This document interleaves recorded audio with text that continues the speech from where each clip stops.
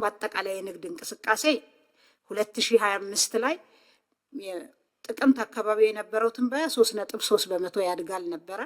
አሁን በቅርብ የነበረው የንግድ ጦርነት የታሪፍ ጦርነትን በመከተል የዓለም የንግድ ድርጅት የዓለም ንግድ ከ3.3 ወደ 3 በመቶ እንደሚቀዛቀዝ ያመላክታል። በቀጣይ የሚኖረው የታሪፍ ሁኔታ፣ የንግድ ጦርነት ሁኔታ፣ የተገማችነት ሁኔታ አጠቃላይ የንግድ እንቅስቃሴን ቁጥሮች አሁን ባየነው መጠን ላይቀጥሉ እንደሚችሉ አመላካች ነው ማለት ነው።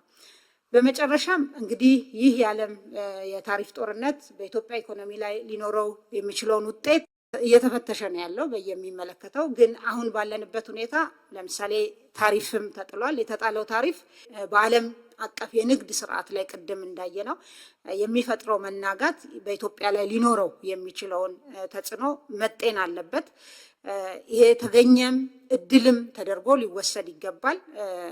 ለምሳሌ ከተጣለው ታሪፍ ውስጥ ከኛ በጣም እጅግ የበለጠ ግን የኛ አይነት ሸቀጦችን የሚያቀርቡ አገራት የተጣለባቸው ተወዳዳሪነታቸው የተጎዳ በመሆኑ ያን እድል ለመጠቀም ስራ መስራት ያስፈልጋል። አንደኛው የተፈጠረውን የገበያ ሁኔታ ጥቅም ላይ ለማዋል ያለንን ምርትና ምርታማነት በመጨመር ባሉት ፋብሪካዎች ያን ገበያ እድል መጠቀም ነው። ሌላኛው ይሄን የታሪፍ ጦርነት ጋር ተያይዞ የሚመጣውን ተጽዕኖ ለመቻል ማለት ነው ወደ ተለያዩ አገራት ኢንቨስትመንታቸውን የሚያንቀሳቅሱ ኢንቨስተሮች ቢኖሩ ይህን እድል ለመጠቀም ጥንቃቄ የተሞላበት እንቅስቃሴ ማድረግና ይህን እድል መጠቀምም ሌላው የሚታይ ነገር ነው ማለት ነው።